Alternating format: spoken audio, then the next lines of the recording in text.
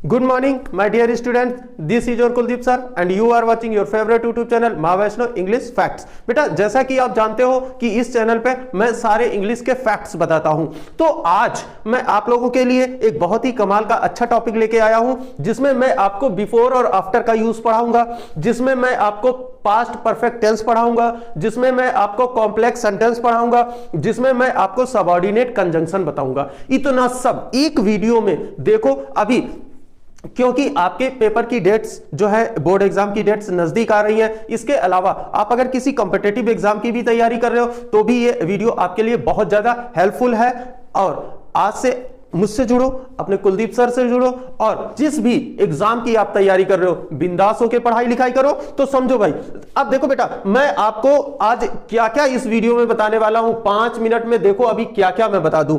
तो पहला मैं सेंटेंस लिखता हूं, फिर बताता हूं। नंबर 1, अब देखो लिखा है कि मेरे स्टेशन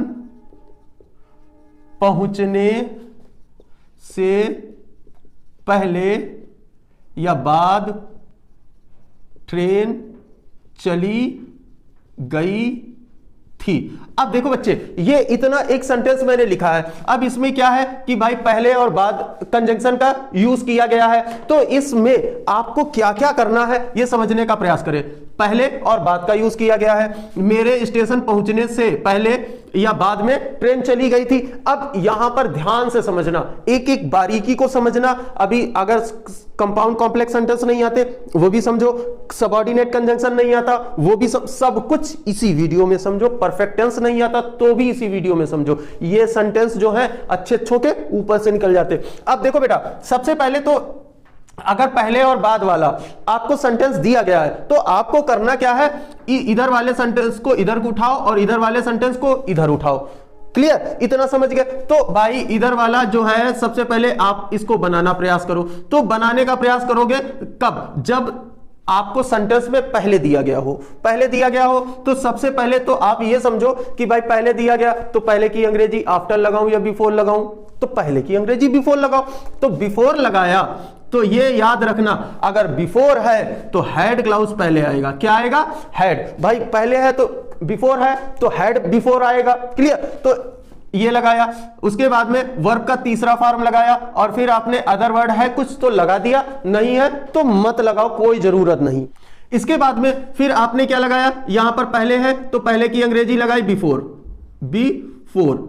उसके बाद में फिर आपको क्या करना है, फिर आपको जो ये सेंटेंस दिया गया है सब्जेक्ट V2 और अदर वर्ड लगा दो। अब देखो बच्चे, मैंने लास्ट वीडियो में, आप चेक करना उसमें जाना, वीडियोस में लास्ट वीडियो में मैंने आपको सिंथेसिस सिखाया।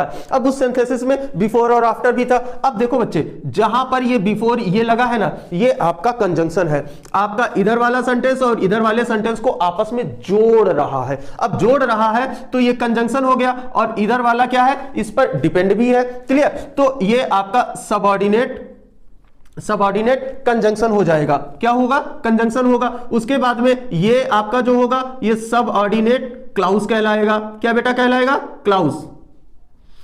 भाई जिस कंजंक्शन से सबऑर्डिनेट कंजंक्शन हो तो सबऑर्डिनेट क्लाउज कहलाएगा, कोऑर्डिनेट कंजंक्शन हो तो कोऑर्डिनेट सेंटेंस कहलाएगा। अब इसी सेंटेंस को, जो ये लिखा है, इसी सेंटेंस को हम कॉम्प्लेक्स सेंटेंस कहते हैं। क्या कहते हैं बच्चे? Complex sentence. इतना तो आप समझ गए। अब इसको हम कैसे कैसे बनाएंगे, अभी एक एक बारीकी को आप समझे, इसके बाद में आप समझो सेंटेंस को बनाना। अब देखो बेटा, इसको हम दूसरी तरीके से भी बना सकते हैं। तो सबसे पहले आप बिफोर लगाओ, बिफोर लगाया, अब ये जैसा लिखा है वैसा ही ट्रांसलेट होगा। और अगर आपने बीच में इसको एज अ कंजंक्शन बीच में यूज किया है तो ये क्रॉस हो जाएगा। अगर ये आप सीधा सीधा ऐसे ही बनाना चाहते हो तो आप इसको ऐसे बिफोर पहले लगाओ। उसके बाद में बिफोर लगाया, फिर आपने क्या किया, सब्जेक्ट लगाया और V2 लगाया और अदर वर्ड लगाया। यहां पर अब क्या लगेगा, अब भाई कॉमा लगेगा, ये याद रखना। फिर सब्जेक्ट, हैड और फिर V3 और अदर वर्ड लगा दो। तो अब ये जो सेंटेंस आपका बना है ना, ये जैसा लिखा है वैसा सीधा सीधा ट्रांसलेट किया जाएगा। ऊपर वाला अगर बिफोर बीच में लगा है तो इसको क्रॉस करके ट्रांसलेट किया जाएगा। ये बात आप समझे ना? अब आफ्टर को समझो। अब दूसरा स्ट्रक्चर जो कहता है हमारा, जिसमें आपको आफ्टर का यूज करना है। अब बच्चे समझे ना कि भाई अगर हम इस सेंटेंस को इसको अच्छे से कॉपी कर लेना। अब यहां पर पहले लगा था तो बिफोर, अब अगर बाद लगा है तो बाद में लगा है तो आपको क्या करना है, यहां पर सब्जेक्ट लगाओ, उसके बाद में यहां पर V2 लगाओ और अदर वर्ड लगा दो, और फिर आपने क्या किया, यहां पर आफ्टर का यूज किया, आफ्टर। अब देखो एक बहुत ही अच्छी ट्रिक बताने जा रहा हूं, आफ्टर लगाया और फिर सब्जेक्ट, और यहां पर आपको लगाना है हैड, साफ साफ लिखे हैड, और प्लस V3 और उसके बाद में अदर वर्ड। अब एक बहुत बढ़िया ट्रिक बताऊं आपको कि अगर आप पेपर देने गए, स्टोरी दी गई, कुछ भी दिया गया, दुनिया का कुछ भी सेंटेंस जो दिया गया, कहां पे हेड लगाना है और कहां पे V2 लगाना है, ये अगर आप भूल गए हो तो मेरी एक ट्रिक याद रखना। अगर पहले लिखा है तो हमेशा इसको बनाने से पहले सबसे पहले आप हेड क्लाउज का यूज करना। अगर ये बाद में लिखा है तो यहां पर हेड क्लाउज का यूज बाद में होगा। समझ गए? अब बच्चे इसको अगर आप ऐसे नहीं बनाना चाहते हो, सीधा सीधा सा ट्रांसलेट करना चाहते हो, तो इसकी भी दूसरी ट्रिक है, वो है सबसे पहले आप आफ्टर लगाओ। लगा दिया। अब आफ्टर लगाने के बाद अब भाई बाद में हेड आएगा तो लगा दो सब्जेक्ट हेड प्लस V3 और प्लस अदर वर्ड, और यहां पर फिर से कॉमा लगेगा, ये याद रखना। अब क्या है, इतना उतार दो, सब्जेक्ट V2 और अदर वर्ड। क्लियर? अब देखो ये इन दोनों सेंटेंसेस की ये दो ट्रिकें हैं, ये आपको हर जगह नहीं मिलेंगी, इनको नोट करो और बढ़िया सा तैयारी अच्छी सी करो। इसके बाद में आप देखो बच्चे समझने का प्रयास करो। भाई आफ्टर अगर बीच में आया है तो फिर से क्रॉस वाला, अगर कंजंक्शन को आपने बीच में यूज किया है तो क्रॉस बनेगा, अगर सीधा सा यूज किया है तो जैसा लिखा है वैसा ही आपको ट्रांसलेट करना। ये याद रखना, गलती करके बिल्कुल मत आना। अगर बीच में लगा है तो अगर इसको बिफोर को पहले लगा रहे हो तो सीधा सा जैसा लिखा वैसा ही ट्रांसलेट होगा। अगर आप इसको बिफोर को बीच में लगा रहे हो तो क्रॉस ट्रांसलेट होगा। अब कैसे होगा ये भी समझ लो। तो समझो बेटा, मेरे स्टेशन पहुंचने से पहले ट्रेन चली गई थी। अब ध्यान से समझना कि भाई अगर जब हमने इसमें बिफोर बीच में लगाया तो बोलो ट्रेन चली गई थी, the train had gone, the train had gone.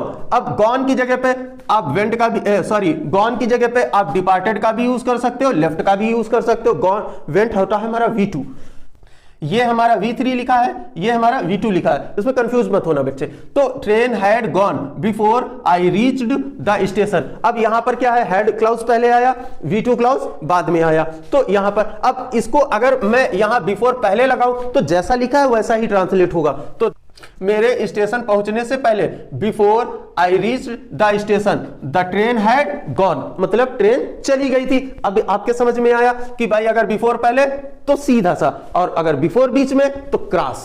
इसके बाद में अगला सेंटेंस है, इसमें है बाद, मेरे स्टेशन पहुंचने के बाद ट्रेन चली गई थी, द ट्रेन वेंट लगा दो, ये V2 है, गॉन की स्थान पे वेंट लगा दिया। अब डिपार्टेड भी लगा सकते हो कि प्रस्थान कर गई, लेफ्ट मतलब लीव का। तो अगला है, आगे क्या लिखा है, आफ्टर। अब ये बीच में आया है तो क्रॉस बना। अब देखो ट्रेन चली गई थी पहले बना, I had reach the station, मैं स्टेशन बाद में पहुंचा। और इसके बाद में अब अगर आफ्टर पहले लगाओ और कंजंक्शन का यूज अगर पहले कर रहे हो तो सेंटेंस ऐसे बनेगा। तो क्या है बेटा, after I had reach the station the train went. अब ये इनको आप नोट कर लो और अच्छे से। अब रोज का रोज एक बेहतर किसी ना किसी इंग्लिश के एक नए फैक्ट पर आपको वीडियोस मिलते रहेंगे, देखते रहो इनको अच्छे से। अपने जितने फ्रेंड्स हैं इनको वन बाय वन सबको बेटा इन सबको दिखाओ, क्योंकि उनके लिए भी बहुत जरूरी है। तो मिलते हैं नेक्स्ट वीडियो में आप लोगों के लिए कुछ धमाल का कमाल का लेकर।